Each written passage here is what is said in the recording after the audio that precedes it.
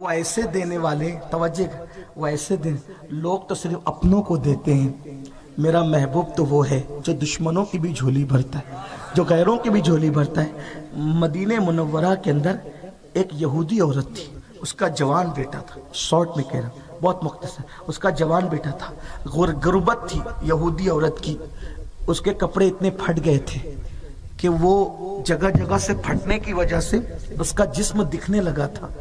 جسم دکھ رہا تھا تو اس نے بیٹے نے ماں سے کہا، امی تمہارا جسم دکھتا ہے، جوان ہوں، برداشت نہیں ہوتا ماں کہ میں اپنی ماں کو ننگی دیکھوں، ماں تمہارے کپڑے پھٹ گئے، کیا میں محمد سے کپڑے مانگ کے لاؤں؟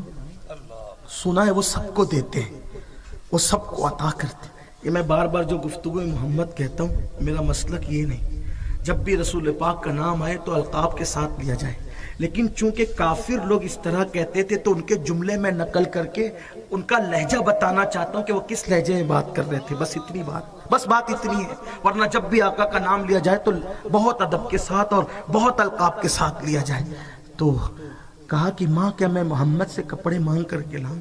وہ سب کو دیتے ہیں، ماں نے کہا بیٹا دیتے تو سب کو ہے، لیکن وہ اپنے مذہب میں لوگوں کو شامل کر لیتے، ہم محمد کے مذہب میں جانا نہیں چاہتے۔ روح فدا صلی اللہ علیہ وسلم وہ کپڑے تو دے دیں گے لیکن ہمارا مذہب ہم سے بدلوا لیں گے، چھین لیں گے، پروپیگنڈا تھا۔ تو ماں پھر میرا چچا بہت مالدار ہے، چچا سے مانگ کے لاؤں؟ ہاں جا چچا سے مانگ لے۔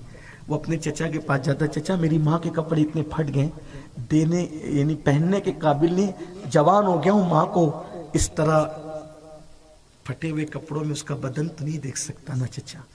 چچا نے خوب ڈانٹا، چل جب دیکھو جب چلا آتا ہے مانگنے کے لیے، غیرت نہیں، بے شرم، جو بھی کہنا تھا کہا، منہ اتار کے آیا، کیا ہوا بیٹا؟ ماں چچا نے نہیں دیا، ڈانٹ ڈپٹ کر کے بھگا دیا۔ ماں اب تو جانے دو نا محمد کے پاس صلی اللہ علیہ وسلم، اب جانے دو نا ماں، بیٹا وہ تیرا مذہب تجھ سے لے لیں گے۔ ماں میں جا کر کے ان کے پاس ایک شرط رکھوں گا پہلے کہ ہم مسلمان نہیں ہوں گے، پھر بات کروں گا، دینا ہوگا تو دیں گے، نہیں دینا ہوگا تو نہیں دیں گے۔ یہ گیا صحابہ کے درمیان، حضور بیٹھے تھے، جا کے کہتا ہے ایک حاجت لے کر کے آیا ہوں۔ سرکار نے کہا کہو، لیکن ایک شرط ہے، ہم مسلمان نہیں ہوں گے، ہم یہودی رہیں گے، اگر آپ کو مدد کرنا ہو تو کرو ورنہ نہ کرو۔ حضور نے کہا بولو کیا بات ہے؟ اس نے کہا میری ماں کے کپڑے پھٹ گئے، پہننے کے قابل نہیں ہے، چچا کے پاس گیا تھا، اس نے بھی مدد نہیں کی۔ اس وقت اتفاق ایسا تھا، حسن اتفاق، کہ میرے نبی کے پاس بھی دینے کے لیے کچھ نہیں تھا۔ حضور یمنی چادر اوڑھ کر کے بیٹھے ہوئے تھے۔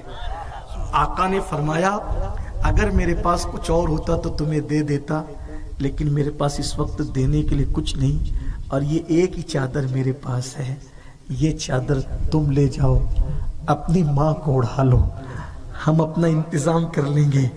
اس نے وہ چادر لی، اتنی کنڈیشن رکھنے کے بعد بھی حضور نے وہ چادر دی، چادر لی اور روتے ہوئے پہنچا کہ خود کی چادر اتار کے دے دی۔